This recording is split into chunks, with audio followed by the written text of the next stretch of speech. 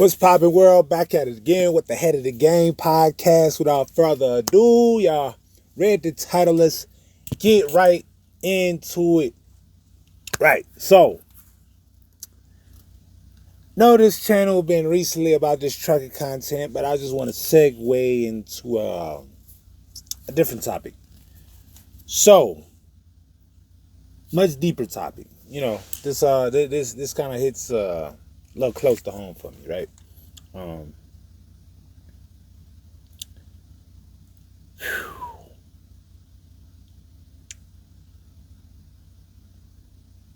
And there's lots of blame that could go around, you feel me? But I'm going to be more targeted towards this.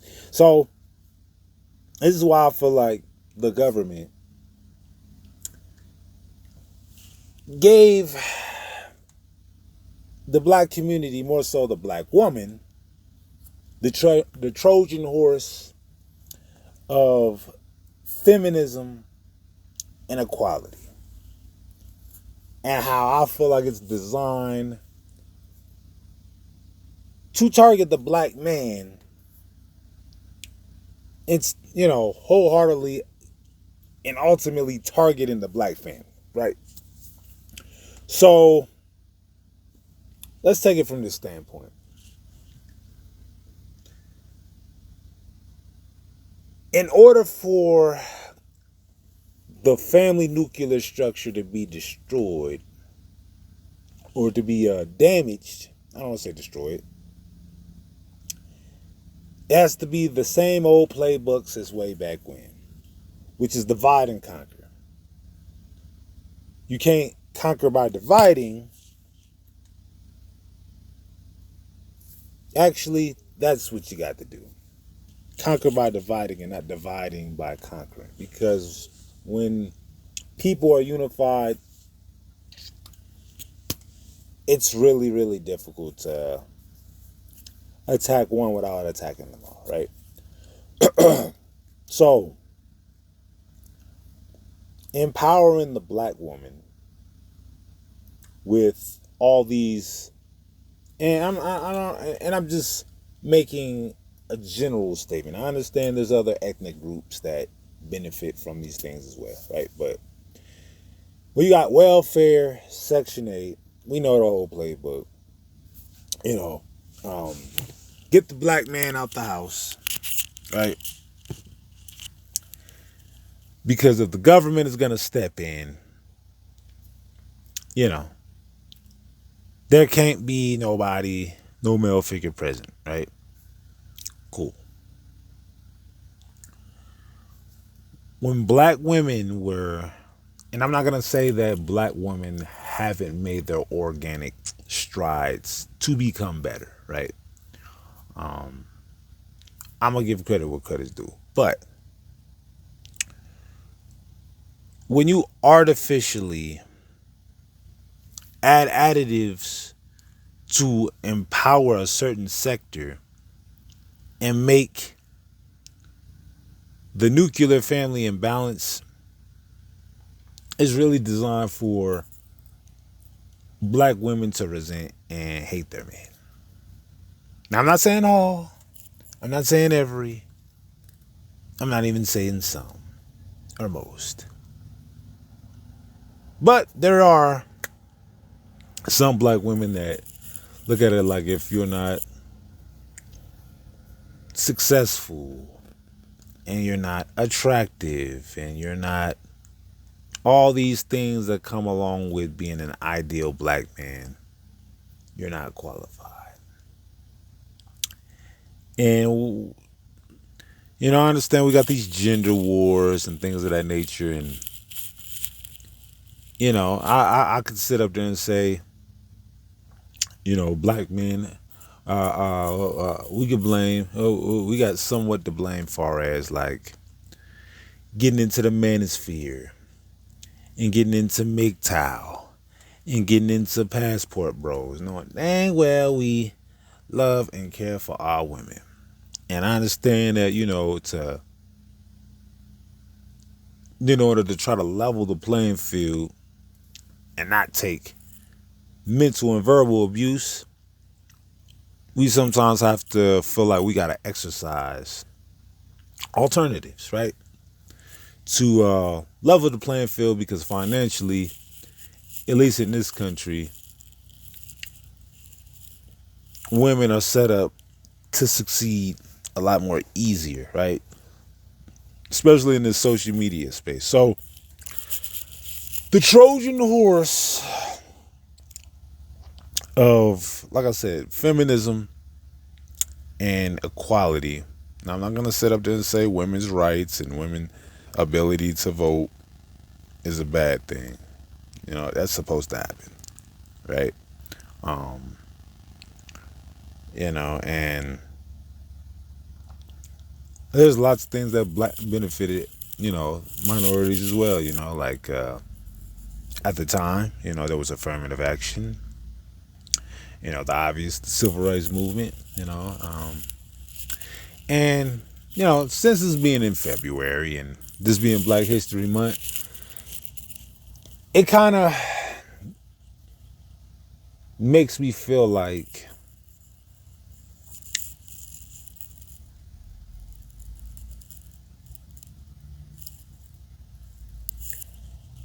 if the women don't, now I'm not gonna sit up there and say don't get the bag, don't be successful, don't run it up, don't exercise your opportunities, but don't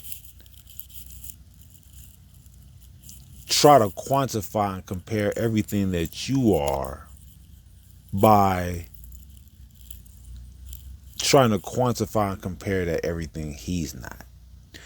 Because y'all playing by two different sets of rules. Oh, I got a job, why he can't get a job? Oh, I got money, why he can't get money? Oh, I got friends, why he don't have friends? Oh, this whole give and take, compare, contrast, like the man is just supposed to be superior in all aspects, right? And if I'm gonna keep it on it, if the man and the woman has the same earning power on a certain level, the man is gonna wear it differently, not out of arrogance, but just understanding that a man is just so much more than his pocket. You feel me? Contrary to what most would like to believe, so much more than what's in his pocket. I feel like what's in his pocket is the byproduct of what's really valuable, what's really going on, right? So if you have somebody that got a lot of money, that ain't the end all be all, but it can be an indicator of what that man's really made out of. Man is willing to sacrifice. A man that's willing to be disciplined. A man that's willing to self-educate himself and take responsibility and accountability. And, these are all characteristics that could lead into a man being able to have a high earning potential. But there are shortcuts, there are anomalies. It's not a one size fits all, it's not a monolith. You feel me? Just because you got money don't mean a whole lot unless you look below the surface to see how this money being accumulated. Is he disciplined with his money? You feel me?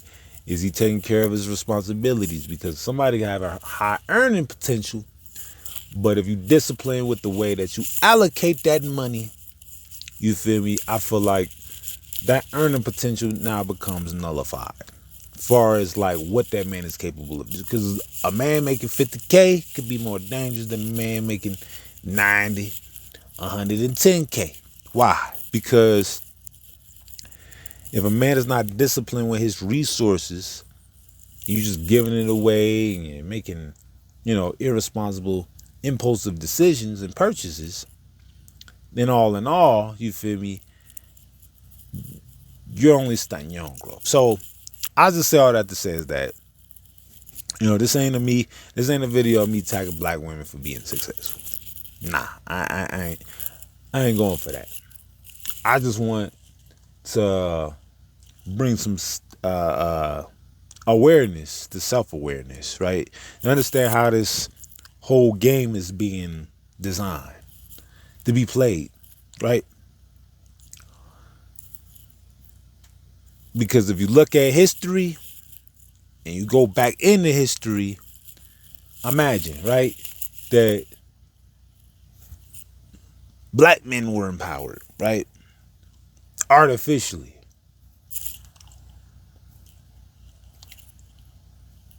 Do we sit up there and we exercise and measure up and size up our own women based off of how maybe another demographic decides to treat the black man? I think that would be the easy thing to do, right? Oh, well, you're not this and you're not that and she's this, and we doing this whole compare and contrast thing, and it's constantly beating down the black woman. You feel me? Comparing her to something that's not, I wouldn't say realistic, but it's not a fair comparison. If way back when we've been through all this trauma and we've been through all this generational, you know, uh, just warfare, inheriting bad habits and generational curses and things of that sort, right? I think the easy thing would be, oh, let me just go to another demographic or another ethnic group that don't have the same baggage or damage or trauma and things of that sort. But I think through the struggle, you feel me? And I think this is what makes us powerful. You feel me? Through the struggle, through the attitude, through the neck rolling, through the, eye rolling and lip smacking and all that attitude, all that sass and stuff like that, the black man, for the most part, don't stand by that black woman, because we understand that there's some things that's been that we had to endure. You feel me? So as hard as it is to sometimes be around black women, same thing with being around the black man, because we all got our deficiencies. All in all, I'll just sit up there and say that we need each other at the end of the day. And because this different version of the black woman that's evolved, you feel me, highly educated, earning more than any other generation of black women ever before,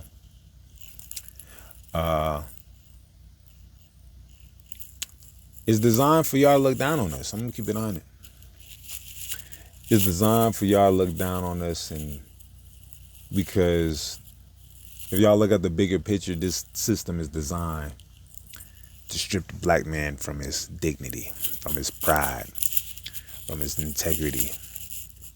You feel me? Like, it's designed for that. It's designed to weaponize all women against us in order to it's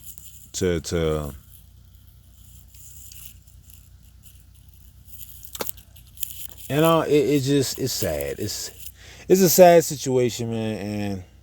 And I hope that the black women that do watch this understand where I'm coming from. Like I said, yet again, not attacking, not even saying it's y'all fault. You feel me?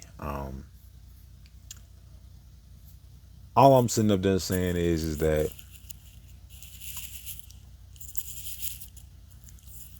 y'all play a very important part in this situation. You feel me? And I feel like mishandled,